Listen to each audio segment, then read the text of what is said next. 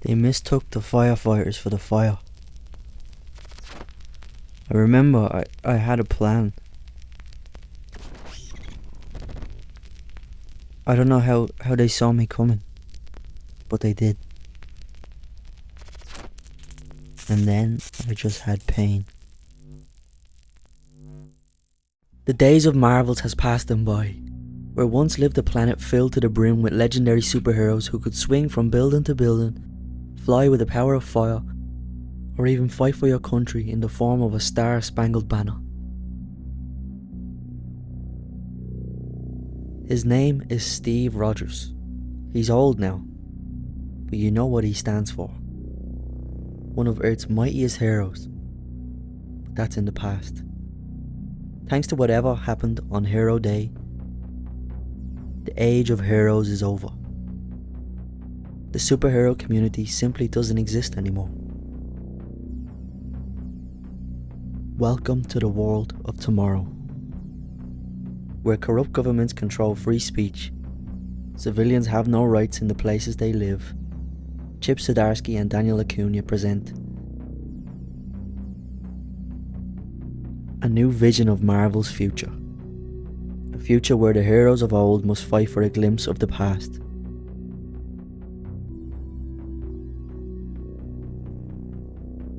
This is Avengers Twilight.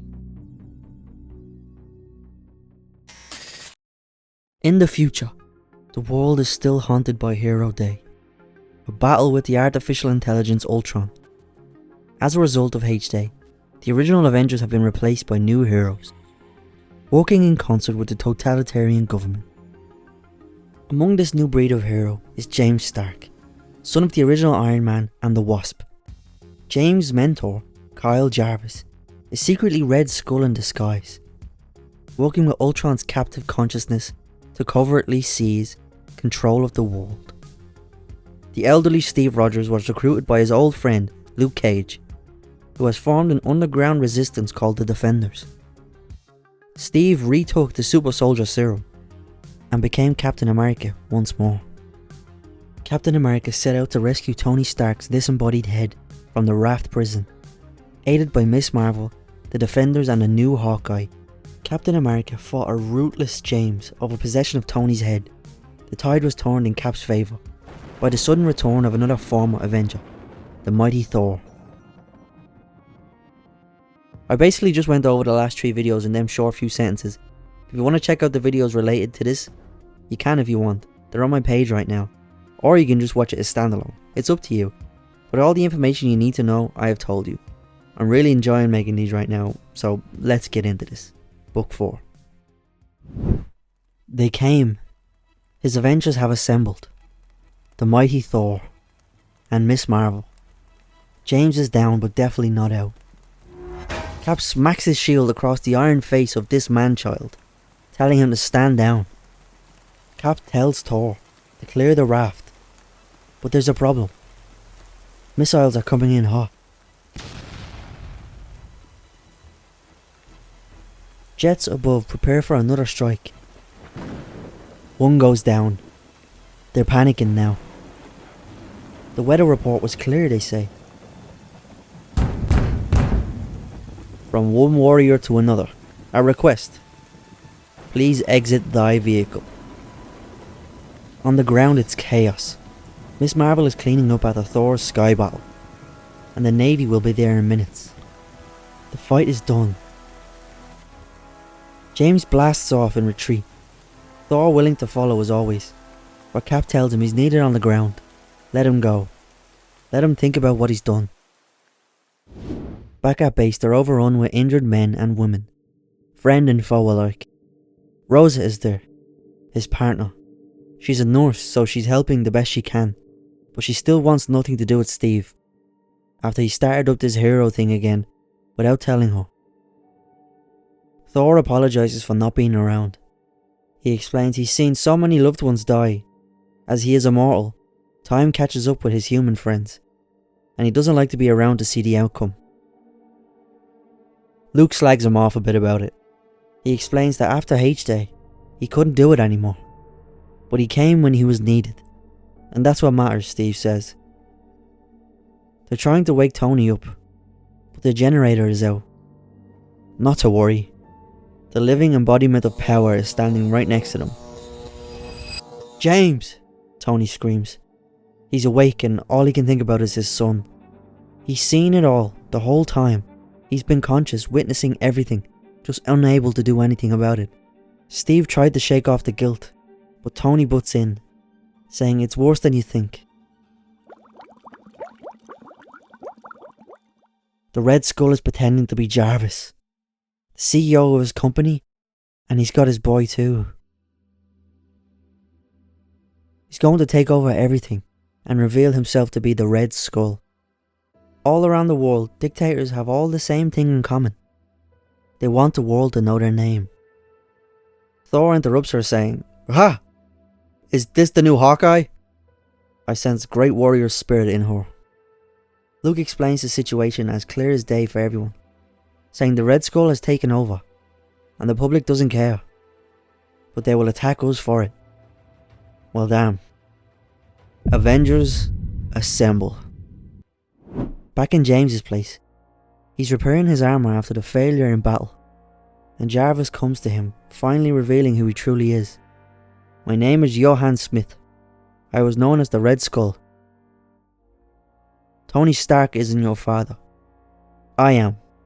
And we're in this together, son."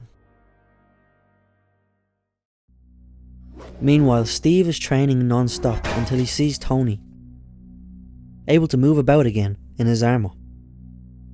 Tony says he doesn't remember much from H-Day and asks if Janet is alive, aka the Wasp. But Steve says he assumes she died with you, Tony. "I remember we stopped Hulk, stopped Ultron, but lost so much. There were still Ultron-enhanced villains on a rampage, heroes falling. I knew what was coming next. Only a fool couldn't have. Read the build-up over the years. America had had enough. I watched as they sent everything at what remained of Boston.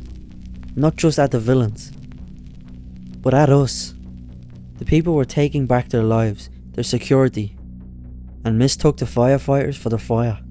Jan and I managed to escape Boston, but we couldn't leave without James.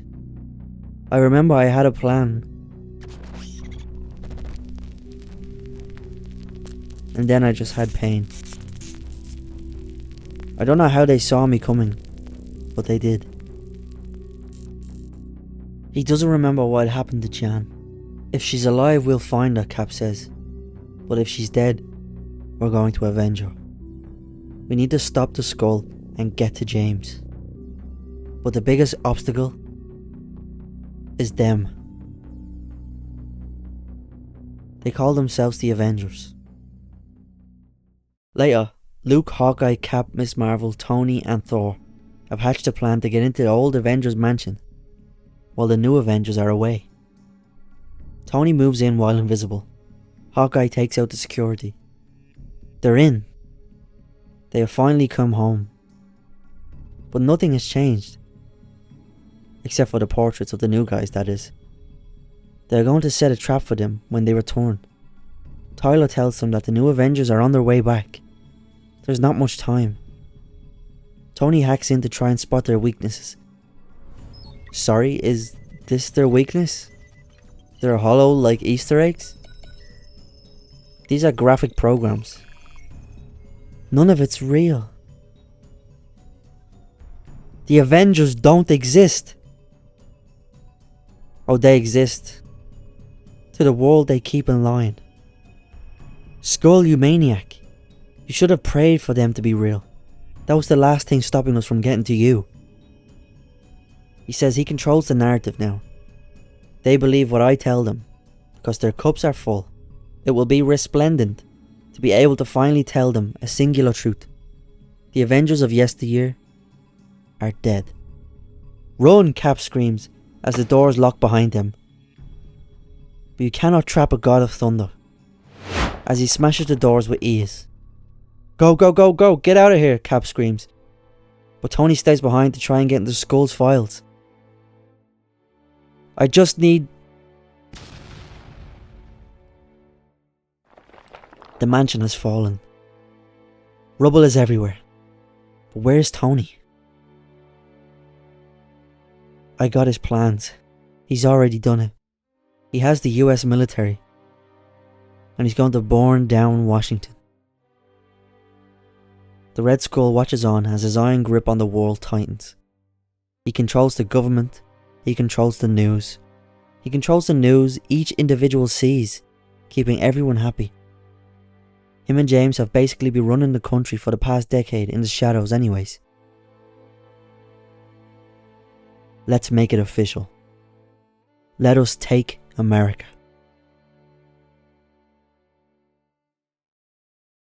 Well, that's it for part 4, everyone. I really hope you enjoyed. This series is just getting better and better and better. Chip Zdarsky is just killing it. Well, if you enjoyed, like, share, comment, subscribe, comment down below, let me know what you thought, and maybe suggest new videos. Peace.